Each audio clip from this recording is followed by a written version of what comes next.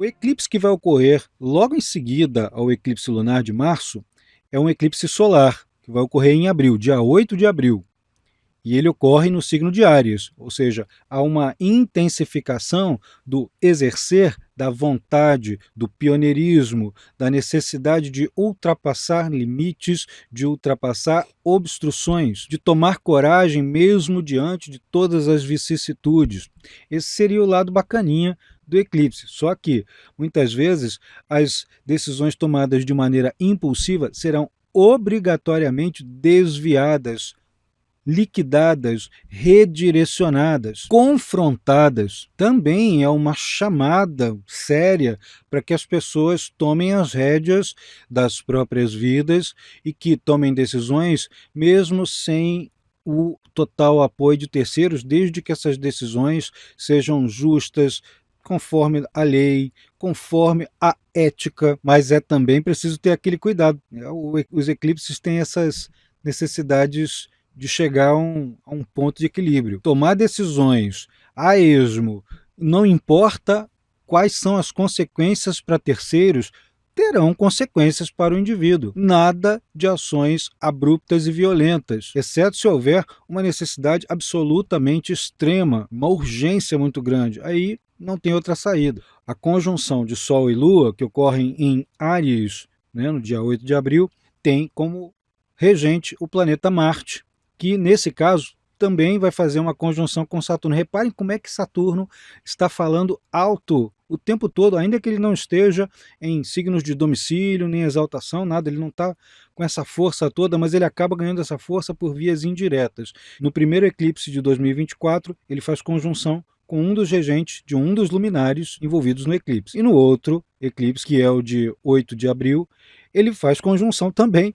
com o regente dos dois luminares, que é o Marte. Esse é mais crítico, são os pontos em que conflitos, situações de problemas envolvendo a manutenção de uma estrutura que já se provou confiável, porém pode estar obsoleta, está enfrentando inovações feitas à força, né, com a necessidade de colocar pioneirismos em prática, mas recebendo muitas resistências, coisas que às vezes valem a pena, mas que vão ser trazidas a fórceps. Lembrando que muitos dos impulsos, não vale muito a pena colocar todas as forças em um impulso realizador, pioneiro, com uma confiança absurda e de que tudo vai funcionar de repente, de uma vez só. Tem que ir com calma, com muito planejamento, como fazem os bons administradores, sempre tendo um capital de giro, um capital de risco, né? É preciso ter uma cautela nesses passos, até porque o planeta Marte, que governa boa parte desses dois primeiros eclipses, ele está em peixe, numa condição que não está o favorecendo o suficiente, fora que ele vai fazer conjunção com Saturno. Conjunção de Marte com Saturno é sempre muito crítica, é conflituosa, né, cheia de confrontos, pode ter recrudescimento de confrontos que já estavam em andamento, né, desde 2023, mas muitas das iniciativas acabam perdendo potência no meio do caminho, então é preciso ter uma estratégia de fazer as coisas com o máximo de energia disponível, não mais do que isso, mas sempre com uma reserva, né, como retaguarda, como uma maneira de desviar o curso caso algum acontecimento além do controle individual ou do controle de um determinado grupo esteja em andamento e a gente não possa fazer frente àquilo. Tem que ter sempre uma segunda via, uma alternativa. A sombra projetada dos eclipses solares de 2024 continuam recaindo, como o último de 2023, sobre as Américas. O de abril de 2024, por exemplo, corre ali pelo México, toda a região sul, sudeste e nordeste dos Estados Unidos, com repercussões pelo alastramento da sua sombra, né, a zona de penumbra, por toda a América Central e pelo norte da América do Sul. Ele é um pouco preocupante do ponto de vista dos acontecimentos que vêm ocorrendo em 2023 já, com os recrudescimentos de conflitos na região do Oriente Médio, no leste europeu, por exemplo, com as linhas de Marte e Saturno, justamente Marte e Saturno, em cima, nas linhas de fundo do céu, passando justamente numa região que abrange ali grande parte dos países que atualmente estão em conflito ou estão sendo mediados para evitar o pior, né?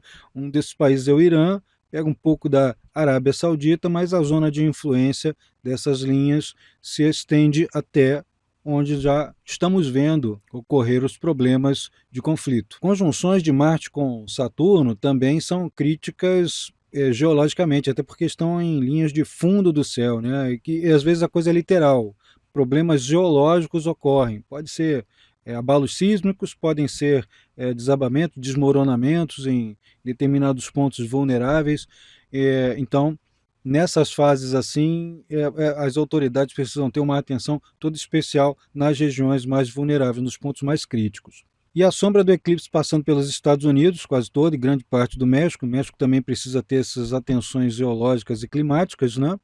Que são importantes, ainda mais a região do México costuma sofrer com abalos sísmicos, mas a sombra do eclipse passa muito próxima de Washington, D.C., pertinho da capital norte-americana. Isso pode ter implicações importantes sobre a governança dos Estados Unidos, não só do presidente deles, mas sobre todo o Congresso, o Senado, qualquer coisa que for em relação ao poder vigente. Os ânimos ficam sempre muito acirrados. O norte do México, a mesma coisa, dando continuidade a coisas que já estavam ocorrendo desde outubro de 2023, temos uma linha de Plutão, uma linha ascendente de Plutão, passando exatamente naquela região já mencionada, da costa do Peru, Colômbia, Equador. Como há um parã dessa linha de Plutão com a linha de meio do céu de Júpiter e de Urano, a gente pode esperar ali que haja